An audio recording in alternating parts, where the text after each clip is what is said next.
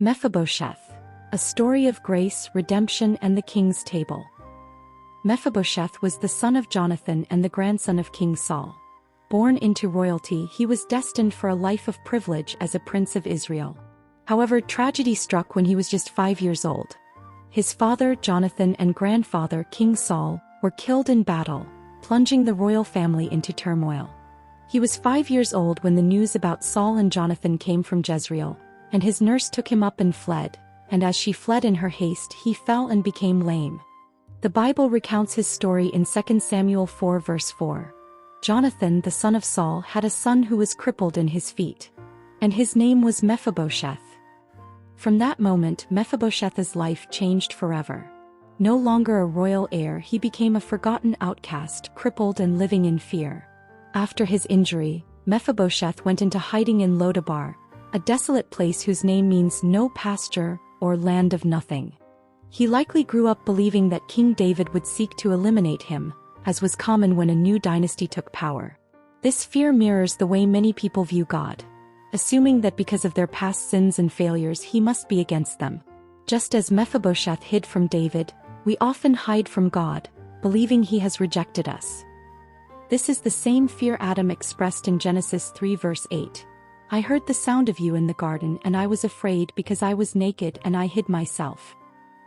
Years later, when David had established his kingdom, he asked, "Is there still anyone left of the house of Saul, that I may show him kindness for Jonathan's sake?"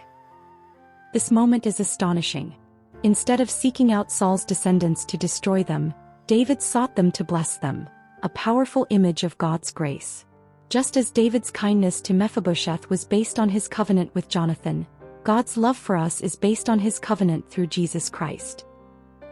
When Mephibosheth was finally brought before David, he fell to the ground in fear, calling himself a dead dog in his humility. But David reassured him, "Do not fear, for I will show you kindness for the sake of your father Jonathan, and I will restore to you all the land of Saul your father, and you shall eat at my table always." 2 Samuel 9 verse 7. David restored his inheritance and honored him with a permanent place at the royal table. This is a picture of our invitation to God's table through Christ. Jesus said in Luke 14 verse 21, "Go out quickly to the streets and lanes of the city, and bring in the poor, the crippled, the blind, and the lame." And Revelation 19 verse 9 declares, "Blessed are those who are invited to the marriage supper of the Lamb." Mephibosheth's story reflects our own spiritual journey. Just as he was physically crippled, we are spiritually incapable of saving ourselves. Romans 3 verse 23 reminds us, "For all have sinned and fall short of the glory of God." We too were separated from the king, hiding in fear because of sin, just as Genesis 3 verse 8 describes Adam and Eve hiding from God's presence. Like Mephibosheth, Adam also fell and could no longer walk straight with God. Yet just as David sought Mephibosheth for the sake of his covenant with Jonathan, God himself sought humanity through his Son, Jesus Christ. Just as Mephibosheth could not restore himself, we also cannot restore ourselves, but the King seeks us out. John 3 verse 16 affirms, "For God so loved the world that he gave his only Son, that whoever believes in him should not perish but have eternal life." Not only are we sought out, but we are invited to the King's table, not as servants but as his children. Ephesians 2 verse 4 tells us, "God made us alive together with Christ, and raised us up with him and seated us with him in the heavenly places." Just as Mephibosheth was invited to sit at David's table, you are invited to God's table through Jesus Christ. Luke 14 verse 15 declares, "Blessed is everyone who will eat bread in the kingdom of God." Will you accept the invitation and take your place at the King's table? Are you hiding in Lodabar? Ask yourself, do you feel crippled like Mephibosheth, unable to walk straight with God? Is the fallen nature we inherited from Adam weighing you down, keeping you distant from the life God desires for you?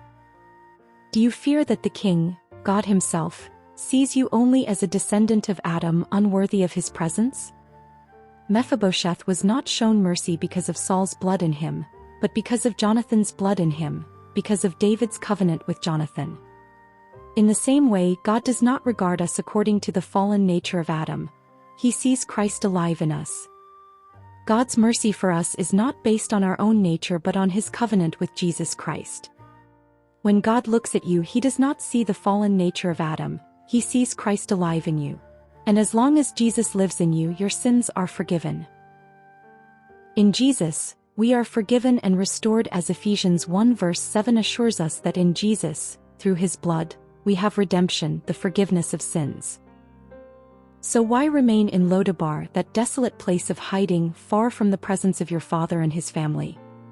Step into the grace that is freely given through your relationship with Jesus as your Lord and guide.